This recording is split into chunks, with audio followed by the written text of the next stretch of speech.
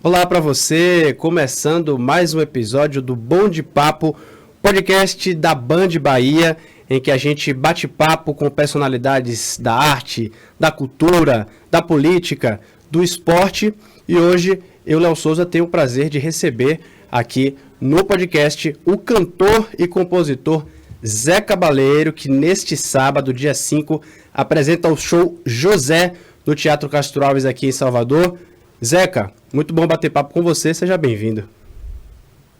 Obrigado, Léo. Prazer imenso estar aqui com você, papeando com o público baiano. Simbora. Tá, então vamos começar falando um pouco sobre José, sobre o show que você vai apresentar aqui. Você já esteve várias vezes aqui em Salvador ao longo da sua carreira. Dessa vez o show tem uma proposta um pouco intimista, você reúne elementos também para além da música. Conta um pouquinho aí para o público que está contando em estar na Concha aí no próximo dia 5, neste sábado. Não, desculpa, só corrigindo, o show será no Teatro Castro Alves. Teatro Castro Alves. Curiosamente, no mesmo dia vai ter o Caetano na Concha. Espero que as pessoas vão no do Caetano e depois vão no meu. A concorrência é pesada. Não dá para concorrer com o baiano na Bahia, né, bicho? Ainda mais o Caetano, que é um artista icônico, né, da nossa música. Mas eu sempre fui muito bem, não posso me queixar não, sempre fui muito bem recebido pelo público baiano. Já situações incríveis, na Concha também fiz shows incríveis. Teve um show dedicado ao Zé Ramalho que a gente gravou no Teatro Castro Alves, que virou DVD. Situações muito memoráveis assim. Esse show, ele surgiu há uns 5 anos num projeto que eu fiz em Porto Alegre, em que o artista era convidado a tocar músicas, mas também mostrar referências, livros, poetas, escritores que ajudaram na sua formação, outros artistas da música. E aí eu acabei criando um show rapidinho, 2 semanas, assim, e ficou um formato muito interessante. Eu gostei daquilo, mas deixei de lado porque tinha a rotina, a agenda de shows para cumprir. Quando veio a pandemia, eu mergulhei de novo nesse show. E aí fui juntar coisas de arquivo, né? Eu tive tempo, ócio, assim, né? Tive que ficar em casa, forçadamente. Aí fui buscar um monte de coisa, achei gravações interessantes. Então no show eu compartilho isso. Um pouco da minha formação, das músicas que eu ouvia no rádio da minha infância, boto vinis para tocar, leio trechos rápidos de livros, assim, para não saturar o público, não entediar, porque é um show de música, né? É um show de música, afinal. Conto histórias, leio textos, mas é um show divertido. Acho que eu acabei inventando um formato que não existia, sabe? É um formato novo, realmente. E por onde eu passo, as pessoas curtem o show, tem uma interação também. É quase como se eu recebesse as pessoas na sala de minha casa, sabe? Perfeito. Agora, Zé, que eu imagino que você falou que inventou um formato, mas que para você deve ter sido algo bem natural, porque você também sempre transitou, né? Claro que acho que a música é o carro-chefe, né? Mas você já passou Sim. pelo teatro também, pela literatura, tem livro escrito, né? Como fazer Sim. esse diálogo entre essas diferentes linguagens aí artísticas? Pois é, interessante a pergunta. Foi meio natural para mim, não foi uma coisa assim muito difícil. É óbvio que você tem que. Não pode perder de vista que aquilo é entretenimento, que as pessoas foram ali para se divertir, para relaxar, né? Para esfriar a cabeça desse mundo louco em que a gente está vivendo, um pouco desse tempo de correria e de tanta coisa estranha que a gente está vivenciando hoje. Então, o show é divertido, diversão garantida, o seu dinheiro de volta. Mas ali eu também abro espaço para conversar coisas sérias, ler poetas que me formaram, compartilhar discos que são caros a mim, contar histórias do início da carreira, também da minha formação. Tudo de uma forma muito ágil, rápida, assim. Tem um amigo que fala assim, pô, o show é quase um stand-up, porque a gente ri pra caramba. Mas não é essa a intenção, não é a intenção primeira. A intenção é contar histórias, compartilhar essas histórias, porque eu acho que hoje, especialmente também depois da pandemia, as pessoas estão interessadas em mais do que só música, sabe? Acho que essa coisa da história, do compartilhamento, da experiência, é um troço muito importante hoje. As pessoas estão um pouco ávidas disso. Sim. Zeca, agora você citou um trabalho fantástico. Eu sou suspeito porque eu sou fã de Zé Ramalho. Meu pai é fã de Zé Ramalho, inclusive mandar um abraço para ele, para meu pai. Opa, outro abraço para ele. Você citou aí o show que você fez, você gravou um DVD no próprio TCA, cantando Zé Ramalho, e você já tinha um trabalho parecido, que é cantando músicas de Fagner, né? Acho que esse é anterior, né? Cantando músicas de Fagner. Imagino que duas referências da música popular brasileira, da música nordestina, para você. Tem algum projeto nessa linha, em homenagear, em gravar músicas de algum outro grande artista que te influenciou? Além disso, quais outros artistas você poderia mencionar, assim, como um artista do qual você bebeu da fonte? Conta aí pra gente. Qual é o nome do seu pai, Léo? Newton. Milton? Newton com N. Newton com N. Seu Newton, um grande abraço. Um grande abraço para você. Você tem muito bom gosto, viu? Musical. Zé Ramalho é um craque mesmo. Bicho, esses caras fizeram muito a nossa cabeça, né? Esses nordestinos da década de 70 e tal. Eu tenho vontade de fazer tributos a um monte de artistas, vários. Recentemente morreu o Paulo Diniz, que é um artista incrível, pernambucano. Eu já tinha projeto de fazer alguma coisa, me tornei amigo dele, a gente tinha planos até de compor juntos, mas nunca aconteceu. Tem um compositor que até passou os últimos anos de sua vida em Salvador, que é o Sérgio Sampaio, capixaba, que é um compositor incrível também, que me influenciou muito. Tenho vontade de fazer um tributo. O próprio Tom Zé, eu tenho vontade de fazer um tributo. Tom Zé fez 84 anos, eu acho, na semana passada. Acho que isso. É um sobrevivente, um resistente. Tem vários artistas. A questão é que isso precisa de tempo para você fazer com cuidado, né? Com capricho, assim. Isso exige um certo tempo e às vezes o tempo não sobra. Tem uns artistas conterrâneos também, como o João do Vale, maranhense, o Chico Maranhão, que é um compositor contemporâneo do Chico Buarque, do Caetano, que é um compositor incrível, fez 80 anos esse ano. Enfim, são muitos artistas. Benito de Paula é outro que eu adoro, agora participei de um tributo aos 80 anos dele também. Sempre dá vontade de dedicar uns discos a esses caras, né? Na medida do possível, eu vou tentando fazer. Entre os projetos autorais, né? Porque eu continuo a compor, e quando você compõe, você tem vontade de mostrar a produção recente. Claro, claro. E como já que você tocou nesse assunto, como é esse processo de composição? A gente que não escreve, só escreve notícia, reportagem, fica curioso como é para escrever essas coisas mais bonitas. Porque a gente vê assim, eu já vi, acho que em algum lugar, o próprio Zé Ramalho, que ele fala assim de Yavuhai, né, que é uma música incrível dele, que ele escreveu meio que como se ele teve ali sentiu alguma coisa e escreveu a música quase que inteira de vez, assim, né? Acho que tem outras músicas que talvez você tenha uma parte e depois surge uma ideia. Como costuma ser esse processo de composição seu? Esses caras mais antigos que viveram ali aquele auge dos anos hippie ali dos anos 60, 80, eles eram assessorados por alguns combustíveis especiais, né? A gente tem que lembrar disso. O próprio Zé, já ouvi ele contando que ele fez a Yavuhai depois de uma viagem de cogumelo e tal. E aí teve aquela visão meio alucinatória do avô, que era o pai também, porque ele foi criado pelo avô. É uma história bonita. Mas tinha ali os combustíveis, né? As vitaminas. Hoje tá difícil compor coisa bonita porque o mundo tá muito bruto, né, cara? O mundo tá muito bruto, esse supercapitalismo aí criou um cenário de muita pobreza, de muita miséria, muita desigualdade que criou um confronto social aí muito violento que hoje a gente vê no Brasil também, né? Que se traduz nas relações sociais, raciais, sexuais, enfim. Mas não quero entrar nessa seara agora, não. A gente vai se abastecendo também das histórias pessoais, né? Eu acho que eu me alimento muito disso, das histórias das pessoas e do próprio carinho que a gente recebe do público. Esses dias encontrei uma moça, uma senhora, no aeroporto, e ela veio falar comigo meio emocionada.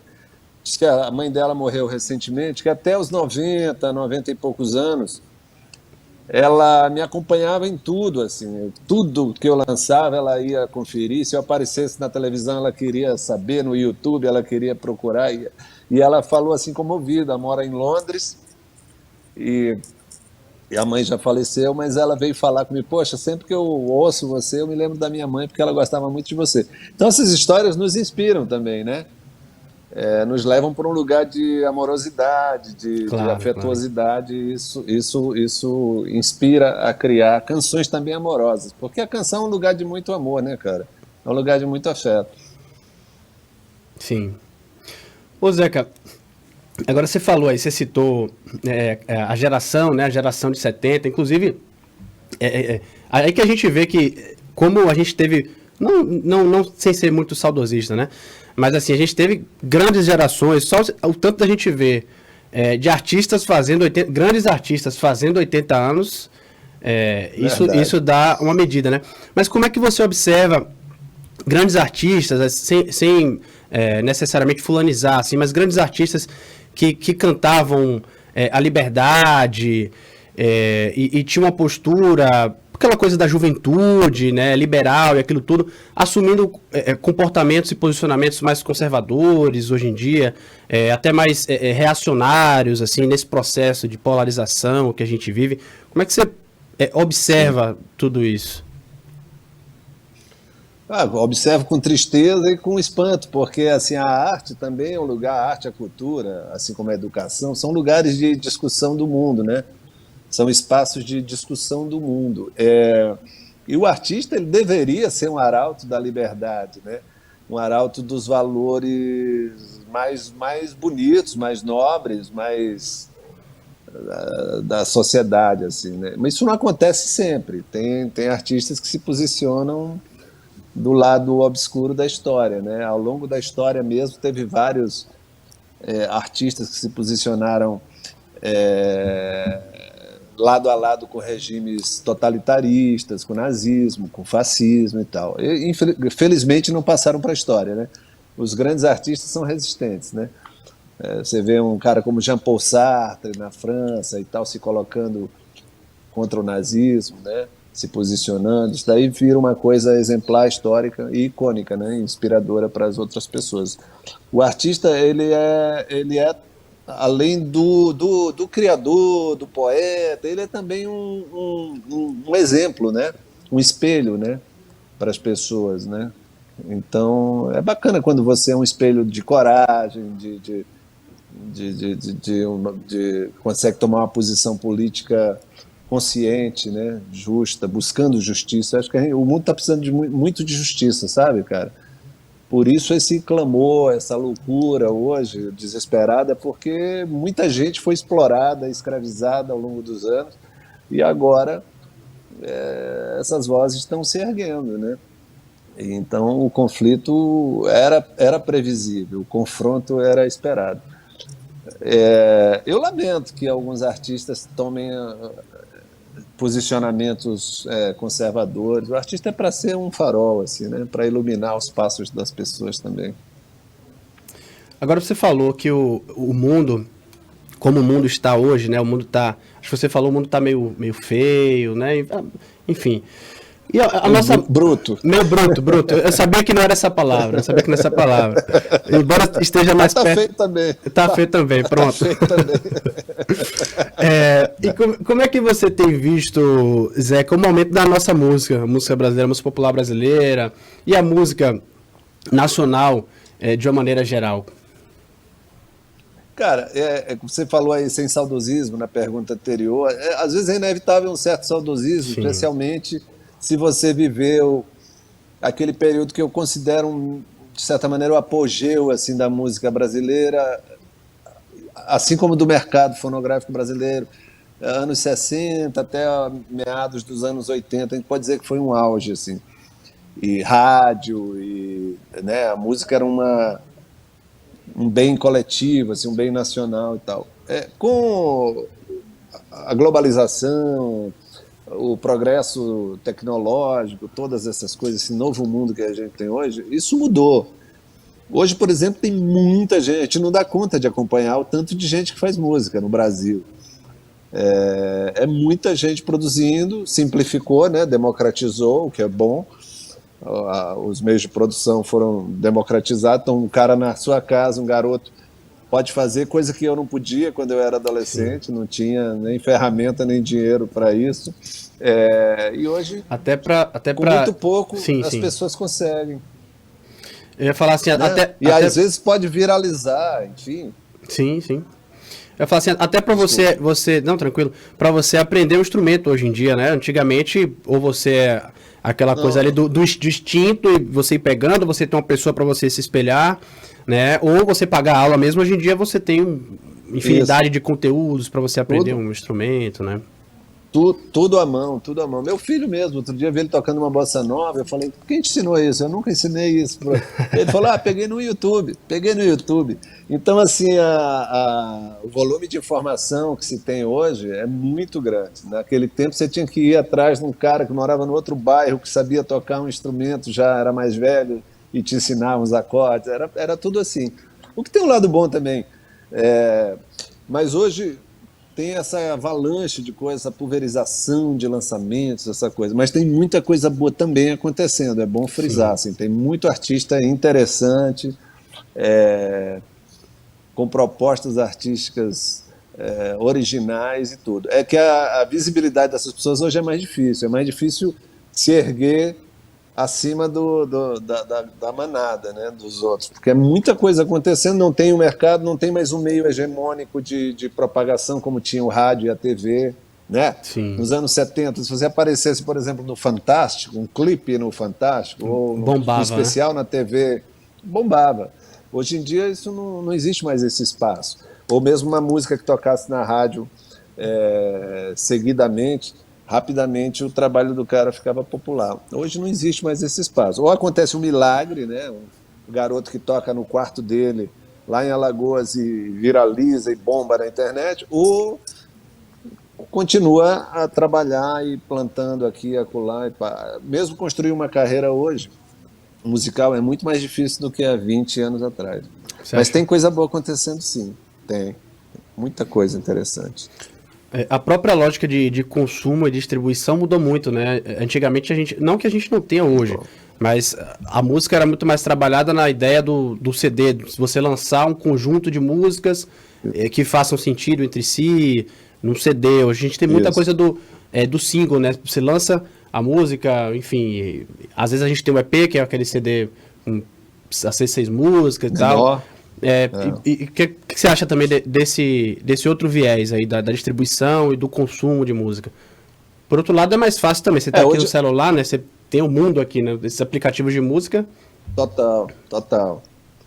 Não, isso aí E mesmo para quem é profissional, às vezes fazer uma pesquisa sobre um artista, ou um gênero, um estilo de música, tá muito à mão aquilo, né? No nosso tempo, já posso falar assim porque eu já tenho mais de 50, a gente tinha que ir atrás dos discos, dos cassetes, era uma dificuldade, cara. Quem hoje tem 30 anos nem imagina o que foi o mundo já, entendeu? Embora tivesse uma mágica nisso, nessa busca também. Hoje a audição é muito avulsa, né, Léo? É muito assim, O disco faz muito sentido para quem viveu isso, para mim ainda faz. Eu gosto de entregar 10 canções assim que foram feitas num determinado período, ou que tem uma ligação entre si, que propõe uma narrativa. Mas para as novas gerações isso não importa não. O que importa é o single, o lançamento do momento, para daqui a 2 meses já ter digerido, menos até, e já vi um outro e outro. É assim que a indústria hoje é alimentada. Agora, por exemplo, uma coisa muito positiva que tem acontecido é nas cidades pequenas, como a minha, por exemplo, né? Eu sou de uma cidade pequena, longe do centro cultural, do eixo cultural, Rio, São Paulo, São Luís. No meu tempo lá, quando eu era jovem, era muito difícil você propagar o seu trabalho, você realizar, produzir as coisas. Hoje as pessoas e sobreviver de música na própria cidade. Hoje as pessoas estão fazendo isso. Tem gente que não precisa mais sair para Rio, São Paulo, cidades maiores. Fica lá, faz o seu trabalho, propaga, faz seus showzinhos e sobrevive, entendeu? Isso é uma coisa positiva desse novo cenário, por exemplo. Sim, sim. Você falou da questão desse dinamismo, e às vezes até a música também não... As pessoas não têm tanta paciência para escutar uma música mais longa, as músicas também parecem que são cada vez mais curtas também, mas enfim, não vamos também entrar no saudosismo exagerado. Sim, sim. Não, porque o mundo vai mudando. Claro. A gente tende a ser um pouco saudosista também, isso não é ruim também. Mas o mundo vai mudando, a psique vai mudando, o poder de concentração, por exemplo, celular, sim. WhatsApp, esses aplicativos, redes sociais, isso tudo roubou um pouco a nossa poder de concentração. Eu tenho um irmão que era um leitor voraz, ele falou, Zeca, eu não estou conseguindo mais ler. Eu falei, cara, vai devagarinho, lê 10 minutos, 20, no outro dia, recupera esse gosto, porque você fica o tempo todo nas telas. Então, esse gosto pela leitura, que é uma coisa muito solitária, uma viagem que te leva para lugares, né, outros e tal, você vai perdendo. É o mesmo poder de concentração de ouvir uma música. Você quer ouvir, meus filhos, ouvem 1 minuto e já quer passar para outra. Eu não, a gente ouvia Pink Floyd, tinha 7 minutos. Entendeu? Então é outro foco mesmo, outro poder de concentração. Sim, Zeca, nosso tempo está acabando, então vou deixar esse espaço final aqui para você convidar a galera neste sábado, dia 5, no Teatro Castro Alves. Lá atrás eu falei na Concha, mas no Teatro Castro Alves, sala principal, o show Isso. José. Pode deixar o convite aí para a galera, Zeca. Opa, obrigado, Léo. Eu quero, então, reiterar o convite ao público baiano, que é um público que sempre me recebe com muito amor, muito carinho, muita vibração, para verem esse show. Eu estou sozinho no palco com algumas máquinas, livros, discos, e é um show muito divertido. Eu sou suspeito naturalmente, mas é um show onde eu me divirto e vejo que o público se diverte, se emociona, sai abastecido. Nesse momento difícil, né, do que o mundo atravessa, né, de tanto desamparo, de tanta incerteza, insegurança. Eu acho que o show leva conforto. A arte tem esse poder também, essa serventia de levar conforto para a alma das pessoas. Então, espero o público baiano lá. Podem ir ver o show do Caetano, mas depois vai lá no Teatro Castro Alves, na grande sala lá, e a gente se encontra. Zeca, muito obrigado pela sua participação aqui no Bom de Papo. Valeu. Obrigado, irmão. Prazer imenso. Grande abraço. E agradeço a você que acompanhou até aqui. Esse Bom de Papo fica por aqui e até a próxima.